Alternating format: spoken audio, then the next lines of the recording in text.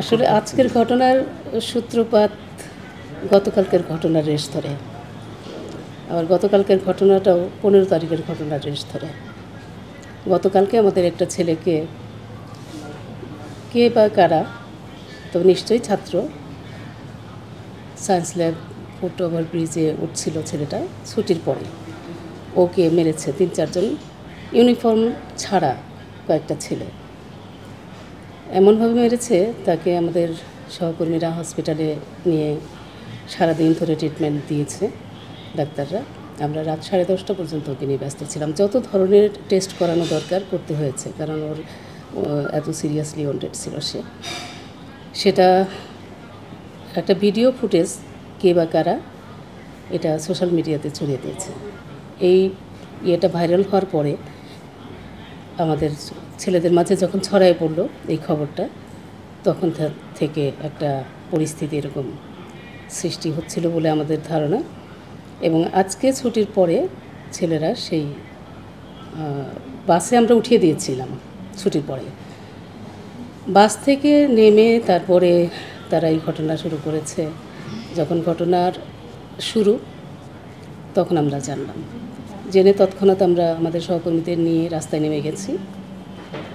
City college পর্যন্ত গিয়ে তারপর পুলিশ, আর্মি সবাই ওখানে ছিল, এনএসআইয়ের লোকজন ছিল।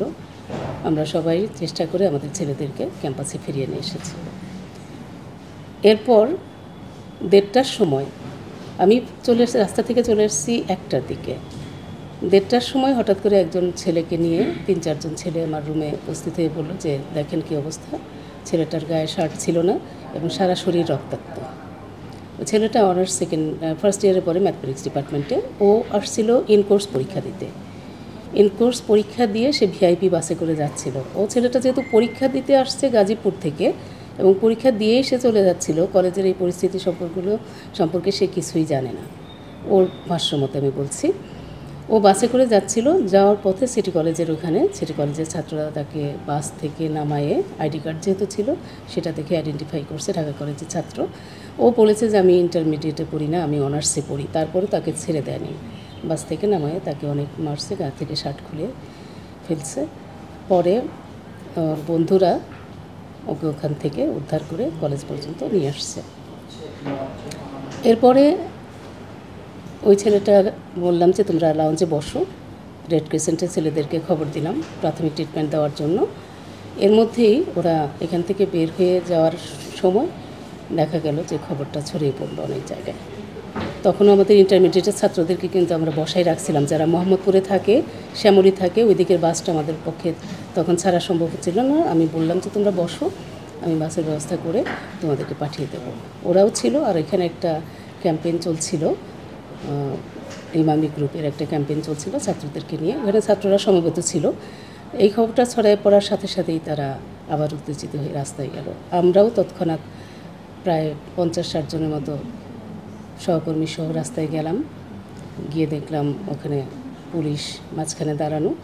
এর আগেই ছাত্ররা আমাদেরকে কয়েকজনকে দেখলাম যে এখানে সেখানে ব্যথা পেয়ে রক্তাক্ত অবস্থায় ছোটাছুটি করে এদিকে আসছে। তো সায়েন্স ল্যাব ওভারব্রিজের ওখান থেকে আমাদের ছাত্রদেরকে আবার বুঝাই সুঝিয়ে আমরা নিয়ে আসছি। আমাদের ছাত্ররাও অনেক সহযোগিতা করেছে। আমাদের অনার্স লেভেলে যারা পড়ে ওরা কিন্তু অনেক সহনশীল।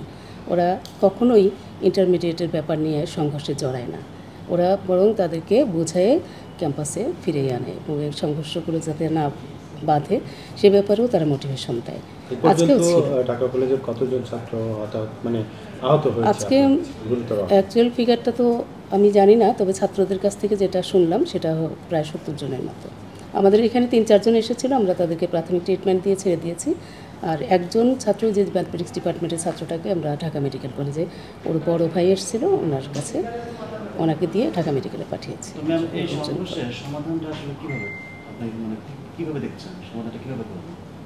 সমাধানের কথা আমি এখনও কিছু বলতে পারবো না। আমরা 3 কলেজ আগামী দিন বসে আলাপ আলোচনা করব। এক্ষেত্রে আলাপ আলোচনার পরে সমাধান কিভাবে আসে এটা এখনই বলা যাচ্ছে না।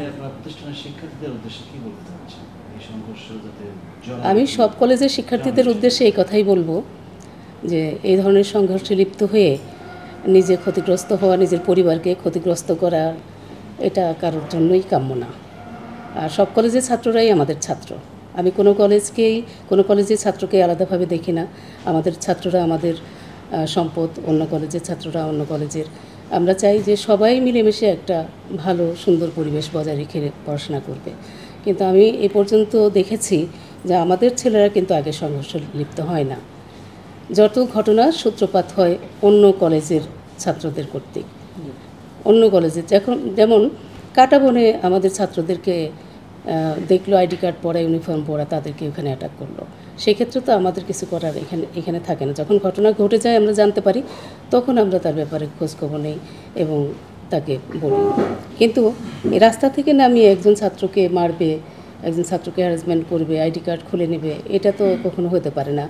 আর বিভিন্ন সোশ্যাল মিডিয়াতে বিভিন্ন পেজ আছে, সেই পেজগুলোতে বিভিন্ন ধরনের উস্কানিমূলক কথাবার্তা বলে ছেলেদেরকে উত্তেজিত করা হয়। এটা একটা কারণ। এটার পেছনে নেপথ্যে কোনো ব্যাপার থাকতে পারে কিনা, যে ঢাকা কলেজের ছেলেদের তারুণ্যের শক্তিকে কাজে লাগিয়ে কেউ কোনো ভিন্নভাবে বিষয়টাকে আসলে অন্যদিকে অ্যাটেনশন নিতে চায় বা অন্য কিছু করতে চায়? আমি যেহেতু এই ব্যাপারে শিওর না, তাই আমি কোনো মন্তব্য করতে চাই না। আমি যখন কোনো ব্যাপারে শিওর হতে পারবো তখন বলতে পারবো বিষয়টা।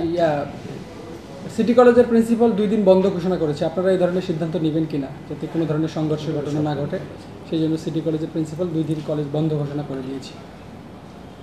আমরা একাডেমিক কাউন্সিলের মিটিং ডেকেছিলাম। একাডেমিক কাউন্সিলের মিটিংয়ে আমরা এই ধরনের আলাপ আলোচনা করেছি। এখন আমরা সিদ্ধান্ত নিব। মানে একাডেমিক কাউন্সিলের মিটিংয়ে কি ক্যাম্পাস বন্ধ হতে পারে, নাকি এটা আরো হায়ার অথরিটি থেকে? না, হতে পারে, একাডেমিক কাউন্সিলের সিদ্ধান্ত হতে পারে। একটা প্রশ্ন ছিল, সিটি কলেজের ফটক খুলে নিয়ে আসা হয়েছে, বলছে সিটি কলেজে যে নাম লেখা ছিল ওইটা খুলে নিয়ে এসে আনন্দ উচ্ছ্বাস করছে ঢাকা কলেজের শিক্ষার্থীরা। সেই বিষয়ে আপনি কীভাবে দেখবেন বিষয়টা? এবং এই ঘটনা কিন্তু আরও দুবার ঘটেছে পিছনে। এখন